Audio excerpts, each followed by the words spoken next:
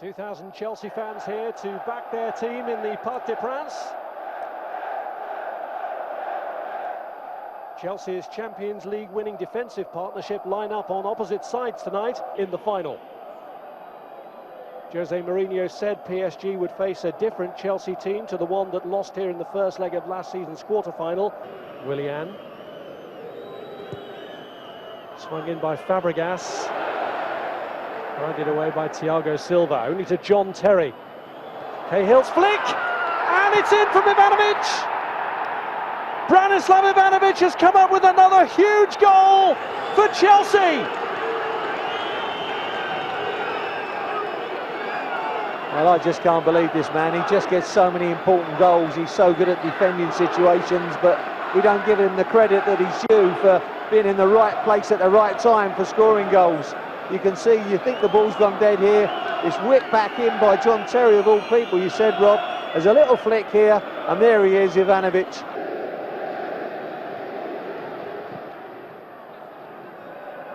Maxwell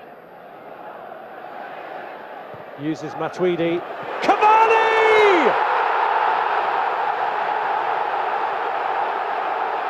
Paris Saint-Germain level as Chelsea's goal is cancelled out by Edinson Cavani. And good goal that it was. I just think Chelsea's defence overcompensated on that near post. So I think how you get around. That's it. Edinson Cavani robbed Jose Mourinho and his Chelsea team 3 points right there in Paris. But of course, Jose Mourinho has come out to admit.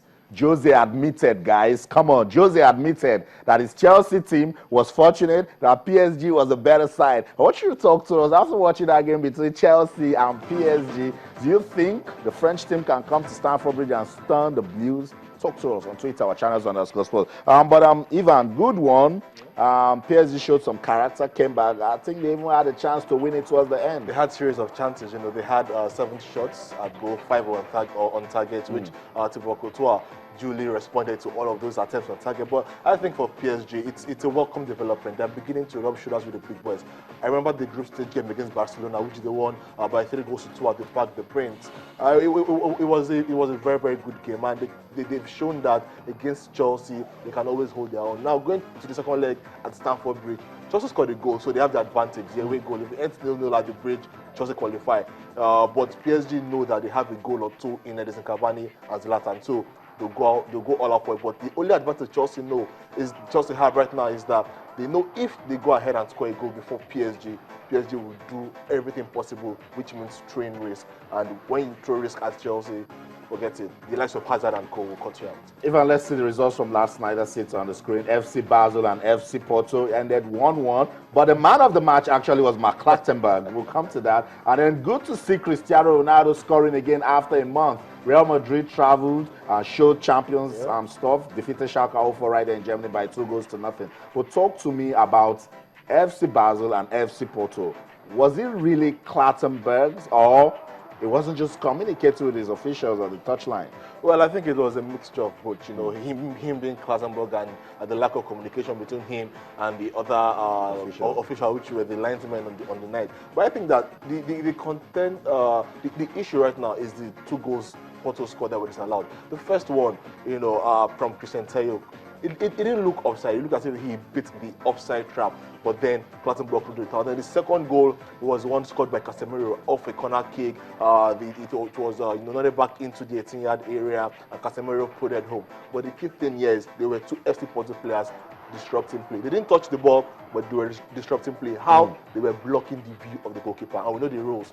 Once you are offside, and even though you don't touch the ball, but you disrupt the view of the goalkeeper, it's an offside call. So I think Clattenburg just had one unfortunate, and that was the goal which he cancelled from Christian Tayo.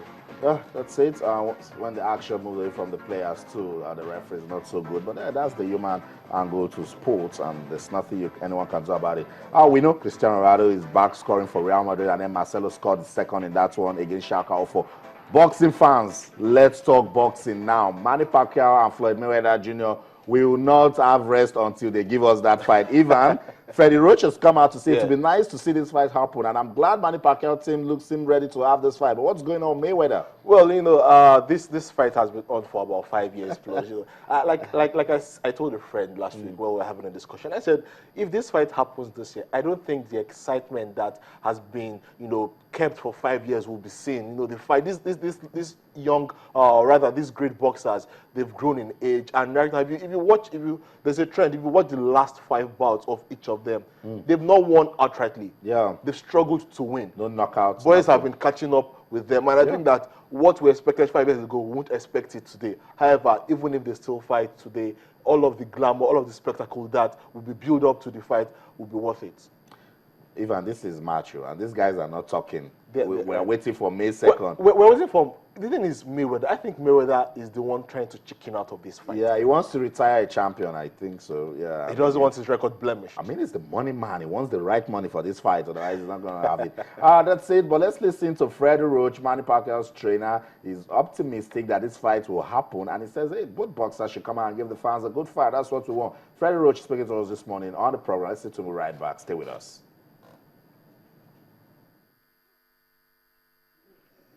These two fighters, I think the obligation to make it exciting should be there.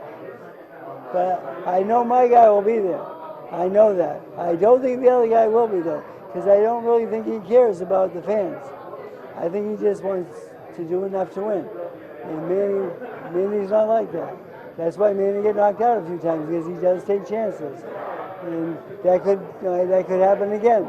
But I'd rather see a fighter get knocked out trying to win than just the guy trying to go the distance or something of that nature. I think it would be a shame that the fight that has captured the attention of the public, like no other fight that I remember, doesn't happen. So obviously, that would not be good for the sport. Obviously, it will not be good for the sport. So Manny Pacquiao and Floyd Mayweather, do the right thing, get to the ring, give yourself some good punches and let them, even if there is no winner, let's just see the fight. Ivan, thank you so much for coming on the program. Always a pleasure. Let's do this again some other time. That's it with that punch from Manny Pacquiao and Floyd Mayweather Jr. Wrap up sports this morning on Channels Television. But hey, remember, the fun never stops. When we leave the studio, we touch down on social media platforms and then we get you talking on Twitter. It's Channels_sports, and on Facebook or Channels-sports. We promised yesterday that we'll give out a jersey of Aaron Aquati today on the show. Time is not on our side, but we will do that next week on the show. That's it. On behalf of the ever reliable sports team at Channels Television Sports Center in Lagos, Nigeria, my name is Austin Okonakpan. You saw the video of Yvonne. In life, it's not about how you start. Give it a strong finish. And as you do so, remember, let's keep talking sports. Bye for now.